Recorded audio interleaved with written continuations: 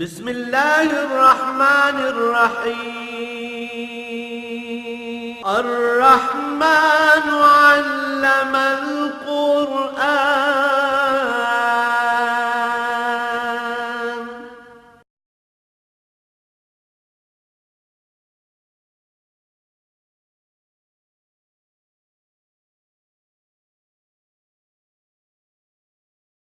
الحمد للہ رب العالمین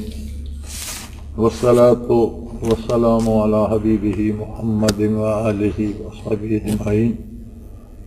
اعوذ باللہ من الشیطان الرجیم، بسم اللہ الرحمن الرحیم۔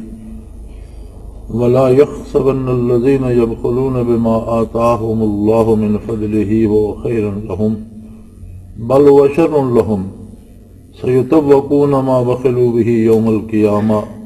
وَلِلَّهِ مِيرَاثُ السَّمَاوَاتِ وَالْأَرْضِ وَاللَّهُ بِمَا تَعْمَلُونَ خَبِيرٌ۔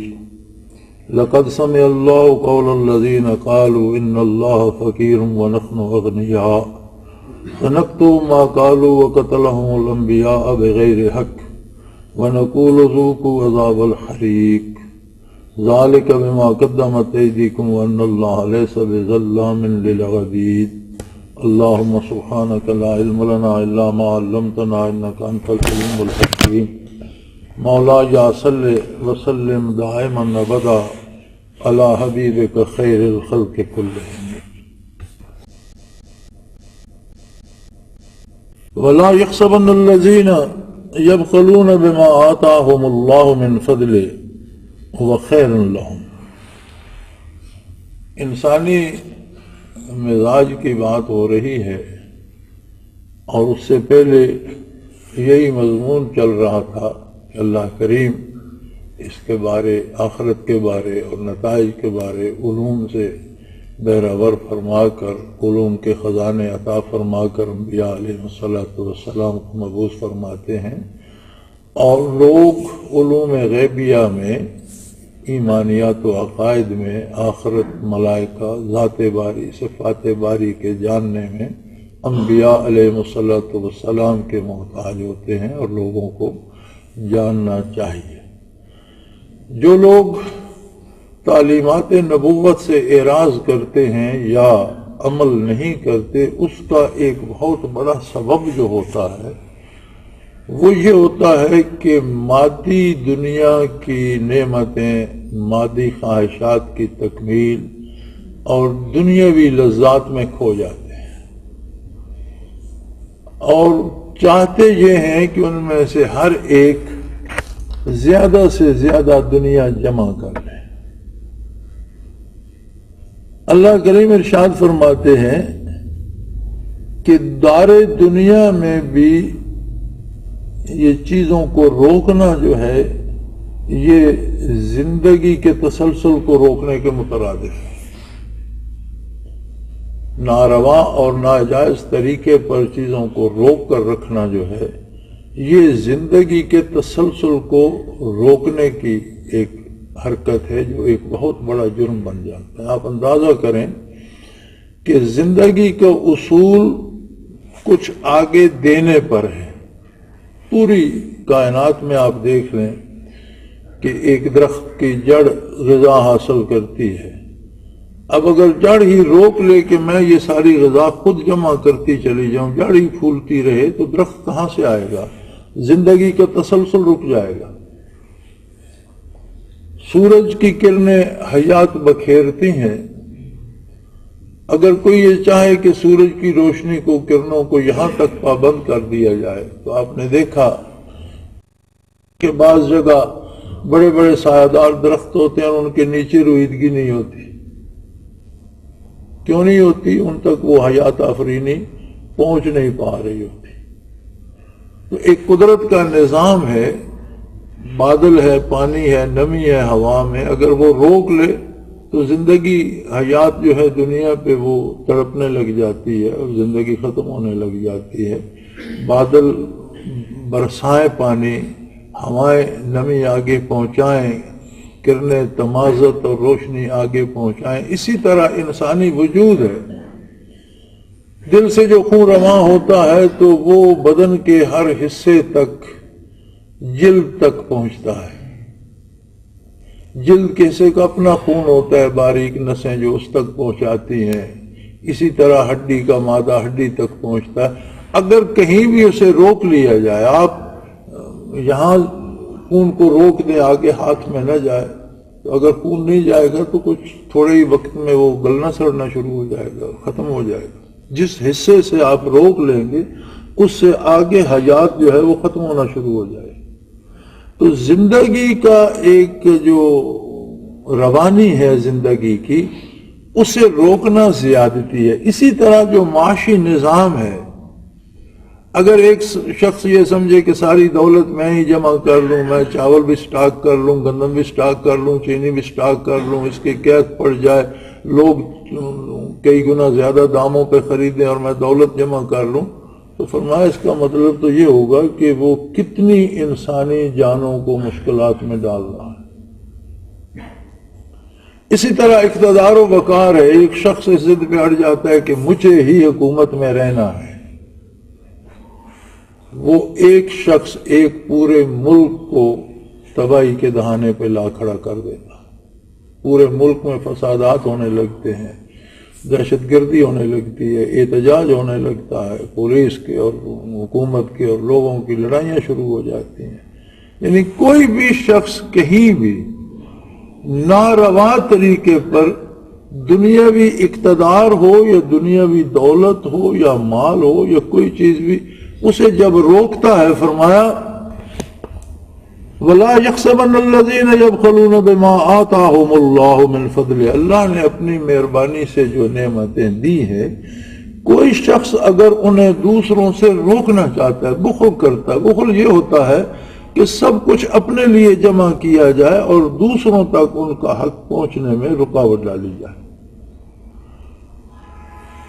تو دنیا کے لالچ میں آ کر ہی لوگ انبیاء علیہ السلام کی تعلیمات سے بھی محروم ہوتے ہیں۔ آپ نے دیکھا ہوگا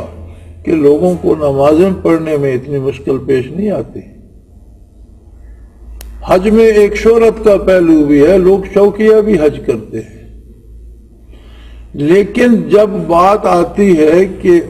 عہدے یا جو ہے اقتدار و اختیار یہ ان تک پہنچایا جائے جو اس کے اہل ہیں، یا دولت دنیا کو اس طرح تقسیم کیا جائے کہ مستحقین تک اس کا حق پہنچے، یا علاج معالجے کی سہولتیں اس طرح بانٹی جائیں کہ ہر مستحق تک اس کا حق پہنچے۔ تعلیم ہر فرد کا بنیادی حق ہے، تعلیم کو اس طرح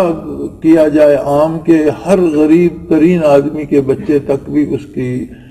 برکات پہنچیں، تو وہاں آ کے رکاوٹ ہو جاتی ہے۔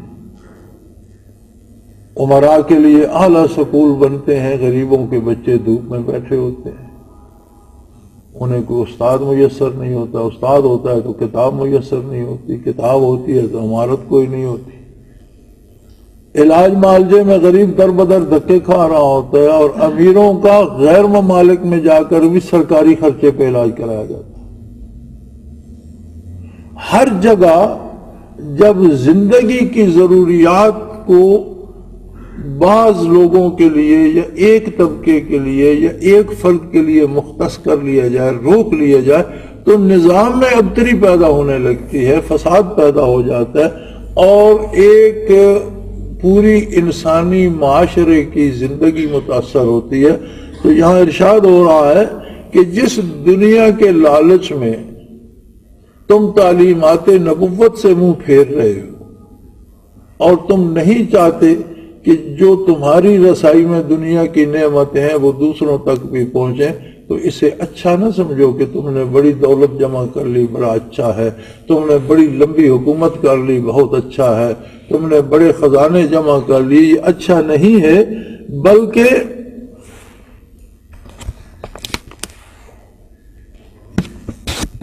بل هو شر لهم، یہ تم اپنے آپ کے ساتھ بہت زیادتی کر رہے ہو۔ یہ دوسروں کے حقوق روک کر، دنیا کو مصیبت میں مبتلا کر کے، دنیا کو تکلیف میں دکھوں میں مبتلا کر کے، اور انسانی زندگیاں ضائع کر کے اپنے لیے بہت برا کر رہے ہو، چونکہ ایک وقت آئے گا جب تمہیں بھی ایک اعلیٰ ترین عدالت میں اس کا جواب دینا پڑے گا، جہاں انصاف ہوگا، زیادتی نہیں ہوگی۔ بارگاہ رب العزت میں تمہیں کھڑے ہو کر ان سب لوگوں کے حقوق ادا کرنے پڑیں گے، جبکہ اس وقت تمہارے پاس دینے کو کچھ نہیں ہوگا۔ پھر نتیجہ کیا ہوگا کہ لوٹنے والے پر لوٹنے والوں کے گناہ بھی لاد دیے جائیں گے، اور اس کے علاوہ جو اللہ کی مخلوق پر ظلم کر کے اللہ کی نافرمانی کا مرتکب ہو رہا ہے، اس کی سزا اللہ کریم اپنی مرضی سے دیں گے۔ یہ ان کی پسند پہ ہے کہ وہ اسے کیا سزا دیتے۔ تو یہ جہاں بھی کوئی ہے، یہ ضروری نہیں کہ حکومت ہی کو ہم کوستے رہیں، ہم اپنے کردار پہ نظر کریں کہ میرے ساتھ کتنے لوگ وابستہ ہیں، ان کے کتنے حقوق میں کس طرح سے ادا کر رہا ہوں۔ اگر میں صرف اپنے لیے سوچتا رہوں اور ہر چیز اپنے لیے جمع کرتا رہوں اور ارد گرد لوگ بھوک سے مرتے رہیں، تو فرمایا یہ نہ سمجھو کہ تم نے بڑی کامیابی حاصل کی اور بڑی دولت جمع کر لی، بڑا عرصہ حکومت کر لی، بڑے وسائل جمع کر لی، بل ہوا شر لہم، یہ تو تمہارے لیے نری مصیبت ہے اور برا کرو۔ اس لیے سیطوقون ما بخلوا بہ یوم القیامہ، قیامت کو جب لوگ آئیں گے میدان حشر میں، جب لوگ جمع ہوں گے، تو جس شخص نے لوگوں کے حقوق روک کر، بخل کر کے، زیادتی کر کے دولت جمع کی ہوگی، دنیاوی وسائل جمع کیے ہوں گے، اقتدار و اختیار روک کے رکھا ہوگا، تو وہ بڑے بڑے ہیبت ناک توق بنا کر اس کے گلے میں ڈلے ہوئے ہوں گے، اور اس حال میں وہ لوگوں کے سامنے آئے گا۔ سیطوقون، یہ جو کردار ہے یہ وہاں ایک جسم کی صورت، ایک شکل اختیار کر لے گا، اور یہ بڑے بڑے طوق بن جائیں گے لعنت کے، جو بخیل کے گلے میں ڈلے ہوئے ہوں گے۔ اور وَلِلَّهِ مِيرَاثُ السَّمَاوَاتِ وَالْأَرْضِ، اور حق یہ ہے کہ اس نے وقتی طور پر یہ زیادتی کی، ورنہ زمین و آسمان کی وراثت اللہ کی ہے۔ آسمانوں کا مالک جو ہے وہی زمینوں کا مالک بھی ہے۔ اگر اس نے چندے ایک قطع زمین کا کسی زمیندار کو دے دیا ہے تو وہ اس پر بسنے والوں کے حقوق نہ چھینے۔ اگر ملک کا ایک صوبہ کسی چیف منسٹر کے زیر اقتدار آ گئے تو وہ وہاں کے لوگوں کے حقوق نہ چھینے۔ ایک ملک ایک زمین کا ٹکڑا کسی صاحب اقتدار کے زیر عنان آ گیا تو وہ لوگوں کے حقوق کا تحفظ کرنے کے لیے، چھیننے کے لیے نہیں، اس لیے کہ بالآخر یہ سب ملکیت اللہ کی ہے۔ زمین نہ بادشاہ کی ہے، نہ زمیندار کی ہے، نہ غریب کی ہے، نہ فقیر کی ہے، نہ امیر کی ہے، چندے امانت ہے، مال دنیا بھی، اقتدار دنیا بھی، اختیارات دنیا بھی۔ اور اسی طرح جتنی نعمتیں اللہ نے دی ہیں، ایک آدمی کے پاس علم ہے وہ اس کو پھیلائے، اس کی اجارہ داری نہیں ہے اس پر کہ وہ یہ سمجھے کہ دوسرے لوگ بھی یہ سمجھ جائیں گے تو پھر میری وہ شہرت کہاں جائے گی۔ یہ ہمارے خصوصاً طب کے شعبے میں اگر دیکھا جائے تو ہمارے ہاں ایسے ایسے اطباء گزرے ہیں اور ایسی ایسی ادویات انہوں نے ایجاد کی ہیں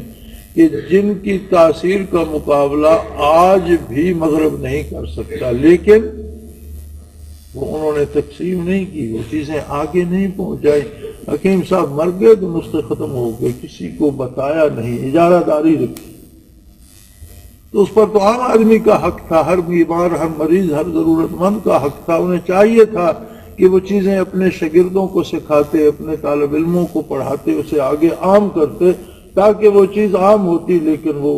ہمارے پاس بہت بڑے خزانے تھے جو ضائع ہو گئے۔ اسی طرح کسی کے پاس سائنس کا علم ہے، دوسرے علوم ہیں، ضروریات دنیا کا علم ہے، کاروبار کا، تجارت کا اصول جانتا ہے، علم ہے اس کے پاس کسی بھی شعبے کا، تو وہ اس کی ذات کے لیے نہیں ہے، وہ اللہ کی مخلوق کے لیے ہے، وہ اللہ کی مخلوق میں عام کرے۔ کسی کے پاس زمین ہے تو وہ اس اکیلے کی نہیں ہے، اللہ کی مخلوق کو اس پہ بسنے دے اور ان وسائل جن پر دوسروں کا حق ہے وہ دوسروں تک پہنچائے۔ اور جو لوگ روک لیتے ہیں تو یہ دنیا کا لالچ ہی دین سے محرومی کا بھی سبب بنتا ہے۔ لوگ انبیاء علیہ الصلوۃ والسلام کی تعلیمات کیوں نہیں مانتے؟ اس لیے کہ انبیاء اسی حق کی تعلیم دیتے جبکہ لوگ دوسروں کے حقوق کو روک کر اپنے پاس رکھنا چاہتے ہیں۔ تو فرمایا یہ نہ سمجھو کہ یہ بڑی کامیاب زندگی اس نے گزاری، بڑی دولت جمع کر لی، بڑے لوگوں کے حقوق چھین لیے، بلکہ ہر آدمی کا حق ایک الگ طوق بنا ہوا ہوگا۔ اب ایک زمیندار نے چند مزارعین کے حقوق چھینے تو اس کے گلے میں 10 15 20 طوق ہوں گے۔ کسی نے صوبے کے حقوق چھینے تو اس کے گلے میں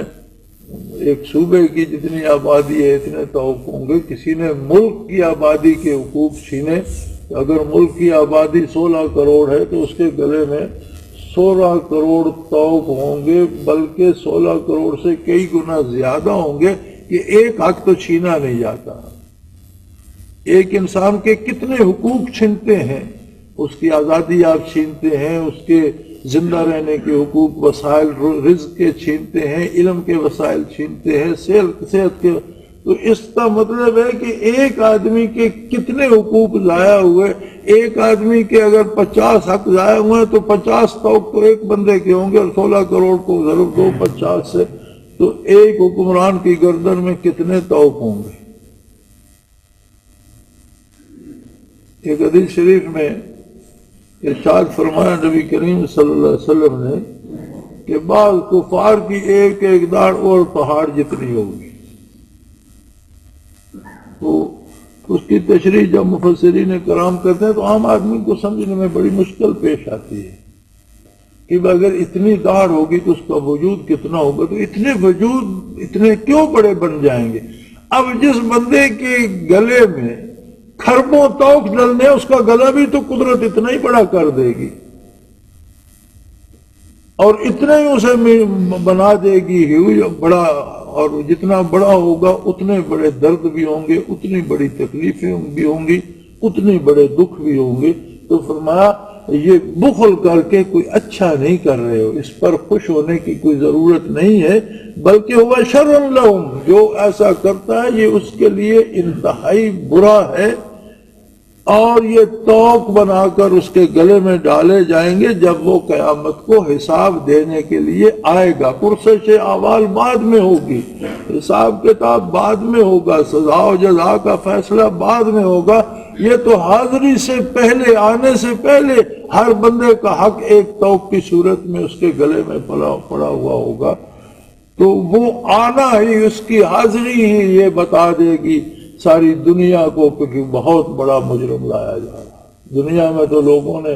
چنگیز خان کا نام بڑا روشن کیا، دنیا میں تو لوگوں نے سمجھا فرعون نے بڑی عیش کر لی، دنیا میں تو لوگوں نے سمجھا کہ فلاں شخص بڑا جابر تھا اور اس نے دنیا مسخر کر لی۔ لیکن جب میدان حشر میں آئے گا تو جتنے لوگوں کے حقوق اس نے پامال کیے، ان کے ہر حق کا ایک طوق اس کے گلے میں ہو، تو اس کا مطلب ہے کہ پہاڑ جتنا انسان ہوگا اور بے شمار سزا دینے والے طوق اس کے گلے میں مسلط ہوں گے۔ تو یہ حساب سے پہلے آمد ہی اس کی بتا رہی ہوگی کہ یہ کتنا بڑا مجرم۔ وَلِلَّهِ مِيرَاثُ السَّمَاوَاتِ وَالْأَرْضِ، جبکہ تم زمین و آسمان کی دولتوں پہ قبضہ نہیں کر سکتے۔ جس طرح تم آسمان کی ریاست پہ، آسمان کے کسی حصے پہ، آسمان کے کسی کام میں مداخلت نہیں کر سکتے، اسی طرح زمین پہ تمہارا اقتدار و اختیار بھی وقتی ہے اور یہ بھی جانے والا ہے، یہ تمہارے اختیار نہیں ہے، آزمائش ہے، کیونکہ یہ سب کچھ اللہ کا ہے۔ اور پھر سب سے بڑی بات یہ واللہ بما تعملون خبیر، یہ جتنا ظلم تم کر رہے ہو اللہ کے روبرو کر رہے ہو، جتنی حکم عدولی کر رہے ہو، قانون شکنی کر رہے ہو، خلاف سنت کر رہے ہو، یہ نہ سمجھو کہ ہم الگ تھلگ ہیں، تم جہاں بھی ہو اللہ قریب موجود ہے، وہ خود ملاحظہ فرما رہا ہے، دیکھ رہا ہے، سن رہا ہے، جان رہا ہے۔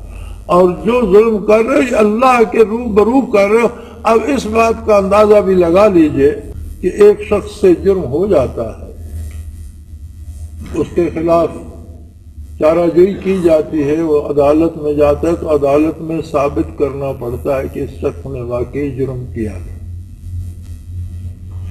لیکن اگر کوئی شخص جرم کرے ہی عدالت کے روبرو تو پھر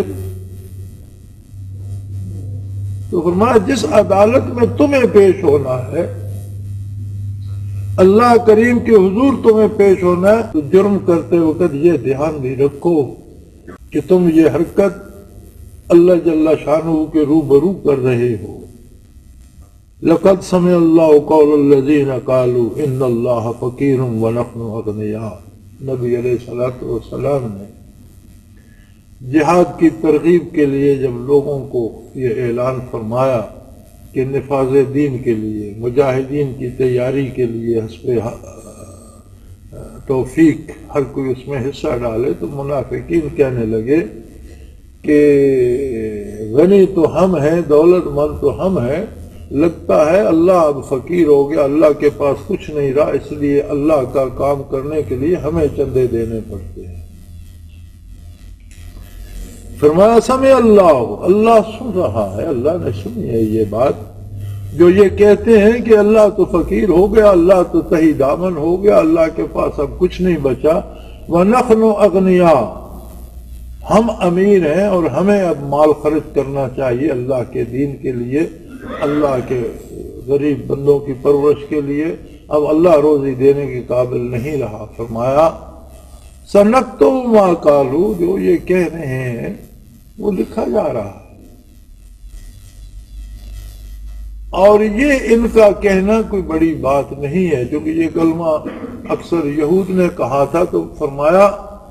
وَقَتَلَهُمُ الْأَنْبِيَاءَ بِغَيْرِ حق، انہوں نے تو کتنے انبیاء کو ناحق قتل کیا، یعنی یہ خود جانتے تھے کہ یہ قتل ناحق ہے، اس کے باوجود یہ اللہ کے نبیوں کے قتل کے مرتکب ہوئے۔ تو اگر اللہ کی شان میں انہوں نے گستاخی کر دی تو یہ کوئی بڑی بات ہے۔ اللہ کریم کو کسی کے مال کی احتیاج نہیں ہے، چندوں کی ضرورت نہیں ہے، دین پر یا فقراء پر یا ضرورت مندوں پر مال خرچ کرنے کی ترغیب اللہ کریم جو دیتے ہیں تو اس لیے کہ بندے کے پاس مال ہے یا اللہ، اس میں ان غرباء کا حق ہے، اس پہ کوئی احسان نہیں کرتے، ہم کسی پہ احسان نہیں کرتے، مال اس کا ہے، مخلوق بھی اس کی ہے، اور اگر ہم مرضی سے نہیں دیتے تو جس کا حق ہے اس تک پہنچ جاتا ہے، وہ پہنچتا مشکل طریقے سے ہے، کسی مقدمے پہ پھنس جاتے ہیں، وہاں خرچ کر کے آ جاتے ہیں، کوئی بیماری آ لیتی ہے اور سارے کا سارا سرمایہ دواؤں پہ اور ڈاکٹروں کو دے کے آ جاتے ہیں، اس پہ ہمارا حق نہیں ہوتا، جو ہم نے دبا کے رکھا ہوتا ہے وہ اپنے طریقے سے جب وصول کرتا ہے تو وہ اللہ چندے لینے نہیں آتا، پھر وہ سارا مال ہم اپنے ہاتھ سے بانٹتے پھرتے ہوتے ہیں اور لٹ کر تہی دست ہو جاتے ہیں اور بیماری پھر باقی رہ جاتی ہے۔ تو اس سے بہتر نہیں ہے کہ جب اللہ کریم ترغیب دیتے ہیں کہ مال میرا ہے، میں نے تمہیں آزمانے کے لیے چند دوسروں کے حقوق تمہارے پاس جمع کر دے۔ جس طرح ہر بندہ طبیب نہیں ہے، کچھ لوگ معاشرے میں ایسے ہیں جنہیں طب کا علم اللہ نے دے دیا، اچھے ڈاکٹر بن گئے، اب وہ لوٹنے پہ ہی لگ جائیں، کسی کی غریب کی بالکل خیال نہ کریں اور صرف اسی پہ رہیں کہ فیس بڑھاتے جائیں، اور بندے کو بیماری تھوڑی ہو اسے بتائیں زیادہ کہ یہ زیادہ پیسے دے تو اس کا کیا ہوگا۔ ایک زمانہ تھا کہ ہمارے طبیب بیماری زیادہ ہوتی تھی تو مریض کو حوصلہ دینے کے لیے گھٹا کے کہتے تھے کوئی نہیں، خیریت ہے، یہ دوا لینے سے ٹھیک ہو جائے گی، اس کا حوصلہ بھی بڑھاتے۔ اب ایسا دور آ گیا ہے کہ کسی کے پاس فن جراحت ہے تو وہ جاتے ہی کہتا ہے جی پہلے آپریشن کرو، حالانکہ اسے پتا ہوتا ہے کہ 2-4 گولیاں کھانے سے یہ ٹھیک ہو جائے گا، لیکن وہ اپنے پیسے بنانے کے لیے کوشش کرتا ہے کہ اس کا آپریشن ضرور کیا جائے۔ تو یہ سارے بخل کے وہ طریقے ہیں جن سے اللہ کریم منع فرما رہے، اسلام جن سے روکتا ہے، اور جانے والے کو یہ ترغیب دیتا ہے کہ یہ علم تیرا نہیں ہے، تجھے اللہ نے عطا کیا ہے، اس پہ دوسروں کا حق ہے، اپنی جائز جو تیری خدمت بنتی ہے وہ ضرور وصول کر، لیکن لوٹنے کی کوشش نہ کر، دنیا کو جمع کرنا مقصد نہ بنا لے۔ گیا یہود بے بہبود کا یہ مقولہ کہ وہ کہنے لگے دین پر خرچ کرنے کی ترغیب جو اللہ کا نبی صلی اللہ علیہ وسلم دے رہا ہے، تو اس کا مطلب ہے کہ اب اللہ کے پاس اپنے دین پر خرچ کرنے کے لیے کچھ نہیں رہا، اپنے غریب بندوں کے لیے کچھ نہیں رہا، اللہ فقیر ہو گیا اور ہم غنی ہیں۔ فرمایا اللہ کریم سن بھی رہے ہیں، دیکھ بھی رہے ہیں، اور وہ فرشتے جو لکھنے پہ مقرر ہیں وہ ہر جملہ لکھ بھی رہے ہیں۔ لیکن ان کو کیا، جنہوں نے اللہ کے نبیوں اور رسولوں کو ظلماً شہید کر دیا، اگر انہوں نے ایسا جملہ کہہ بھی دیا تو انہیں احساس تب ہوگا جب جواب دہی کی باری آئے گی، اور جب اللہ کی بارگاہ سے یہ ارشاد ہوگا وَنَقُولُ، جب ہم یہ ارشاد فرمائیں گے ذُوقُوا عذاب الحریق، جاؤ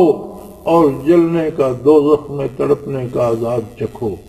اس وقت انہیں پتہ چلے گا کہ عظمت و اقتدار و اختیار کس کے پاس ہے، مجبور و بے بس کون ہے، فقیر اور تہی دست کون ہے اور غنی کون ہے۔ اور فرمایا یہ اللہ کریم مخلوق کو ایذا دے کر خوش نہیں ہے، بلکہ ذالک بما قدمت ایدیکم، اس وقت انہیں یہ احساس دلائیں گے کہ تم اپنے لیے یہ کرتے رہے ہو،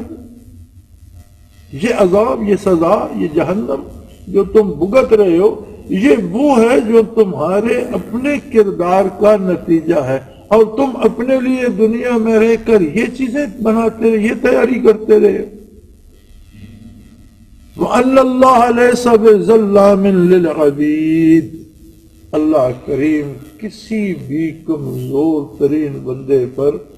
رائی برابر زیادتی کرنے والے نہیں ہیں۔ یہاں عبد کو بھی اس میں تصغیر کر کے عبید کہا گیا کہ بندے کی کوئی حیثیت نہیں ہے اللہ کریم کے مقابلے۔ ایک کیڑی، ایک چھوٹی سی کیڑی جو زمین پہ چل رہی ہے وہ بھی اللہ کی مخلوق ہے، ہم بھی مخلوق ہیں، اور مخلوق ہونے میں ہم دونوں برابر ہیں، محتاج۔ لیکن اگر کیڑی پاؤں پہ کاٹ لے تو ہم کوئی بندوق لینے کو نہیں بھاگتے، پھونک مار کے اڑا دیتے ہیں، اور اس کے ساتھ ہماری دشمنی بھی نہیں بنتی کہ جی مجھے کیڑی نے کاٹا تھا، میری کیڑی کے ساتھ دشمنی چاہے۔ ہم اسے اس قابل نہیں سمجھتے کہ اس بات کو دہرائیں بھی، اور ہم بھی مخلوق ہیں، کیڑی بھی مخلوق ہے، تو ہم مخلوق ہیں اور وہ ذات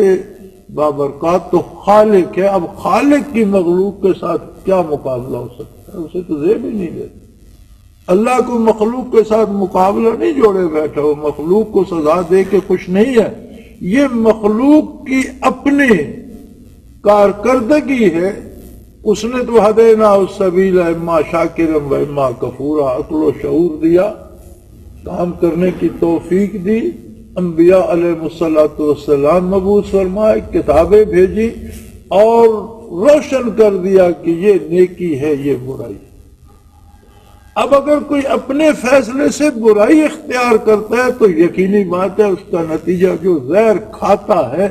اب وہ یہ نہ سمجھے کہ زہر میں نے کھایا ہے تو مر میرا پڑوسی جائے، مرنا بھی اسی کو پڑے گا جو زہر کھا رہا ہے۔ تو فرمایا ہمیں جہنم میں پھینک کر بتائیں گے ذوقوا عذاب الحریق، اب آگ میں رہو، مزے کرو، اور یہ وہ ہے جو تم نے خود آگ بھڑکائی۔ نبی کریم صلی اللہ تعالی علیہ وسلم نے فرمایا، ایک حدیث شریف کا مفہوم ہے کہ جنت ایک چٹیل میدان ہے، اس میں باغ لگانا، اس میں مکان بنانا، اس میں نہریں بنانا، یہ تمہارے ذمہ ہے۔ اپنے لیے جیسی رہائش گاہ چاہتے ہو وہ اب تمہیں بنانا ہے۔ اسی طرح دوزخ کی سزائیں بھی آدمی کے اپنے ذمے ہیں، اور اپنے لیے ہر کوئی خود بناتا رہتا ہے۔ اللہ کی نافرمانی جتنی کرتا ہے، مخلوق کے حقوق جتنے چھینتا ہے، اتنی اتنی وضاحت سزائیں بنتی رہتی ہیں، اور وہاں فرمایا جائے گا کہ بھئی ذالک بما قدمت ایدیکم، یہ جو سزائیں تم بھگت رہے ہو یہ وہ ہے جو تمہارا کردار تھا، تم نے اپنے لیے یہاں تعمیر کی۔ وَأَنَّ اللَّهَ لَيْسَ بِظَلَّامٍ لِّلْعَبِيدِ، بندے کی کوئی حیثیت نہیں ہے کہ اللہ اس سے زیادتی کرے، اور نہ اللہ کو یہ زیب دیتا ہے۔ وہ ایک مخلوق، کمزور مخلوق پر زیادتی کرنا اللہ کی شان کے خلاف ہے، اور یہ جو کچھ تمہارے ساتھ ہو رہا ہے یہ تم نے اپنے لیے آپ کیا ہے۔ اللہ کریم گناہ معاف فرمائے،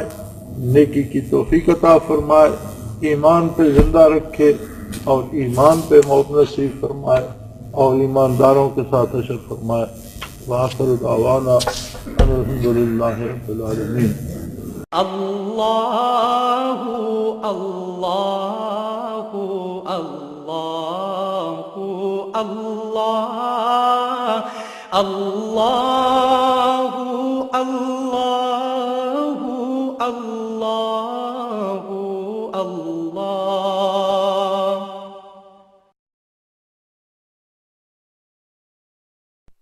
حضرت امیر محمد اکرم آوان مد ذلہ العالی دارالعرفان منارہ ضلع چکوال میں سالہ سال سے قرآن و حدیث کے اوپر خطابات کر رہے ہیں اور سلسلہ نقشبندیہ اویسیہ کے مطابق لوگوں کو ذکر الہی کی تربیت دے رہے ہیں۔ وہ قرآن پاک کی تفسیر ترتیب وار بیان کر رہے ہیں۔ تفسیر قرآن کو وہ موجودہ ملکی اور بین الاقوامی حالات کے مطابق بیان کرتے ہیں۔ موٹر وے سے کلر کہار کے انٹرچینج سے نکلتے ہوئے کلر کہار کی جھیل سے ہوتے ہوئے میانی، بوچھال اور نور پور سے گزرتے ہوئے دارالعرفان منارہ پہنچ سکتے ہیں۔ حضرت امیر محمد اکرم آوان نے بچیوں اور بچوں کی دینی اور دنیاوی تعلیم کے لیے سقارہ اکیڈمی کے نام سے ایک درسگاہ بھی قائم کی ہے، جس کا افتتاح ملک پاکستان کے صدر جنرل محمد ضیاء الحق نے اپنے دست مبارک سے کیا تھا۔ وہ تمام احباب جو اسلام کی طلب رکھتے ہیں ان سے گزارش ہے کہ دارالعرفان منارہ ضلع چکوال میں امیر محمد اکرم آوان صاحب کے خطابات سے مستفید ہوں۔ وہ ہر جمعے کو نماز سے پہلے بیان فرماتے ہیں۔ ہر ماہ کی پہلی اتوار کو ماہانہ اجتماع ہوتا ہے جس میں آپ خصوصی خطاب فرماتے ہیں اور پاکستان کے چاروں صوبوں سے احباب اس اجتماع میں شرکت کرتے ہیں۔ اس کے علاوہ یہاں سال میں 2 مرکزی اجتماعات بھی ہوتے ہیں، ایک رمضان المبارک میں اعتکاف کا اجتماع اور دوسرا جولائی اور اگست میں 40 دن کا اجتماع ہوتا ہے جس میں روحانی تربیت کی جاتی ہے۔ اپنا خون سیماب دے کر اتنا ہم کر جائیں گے، نام آقا کا چمن میں پھر رقم کر جائیں گے۔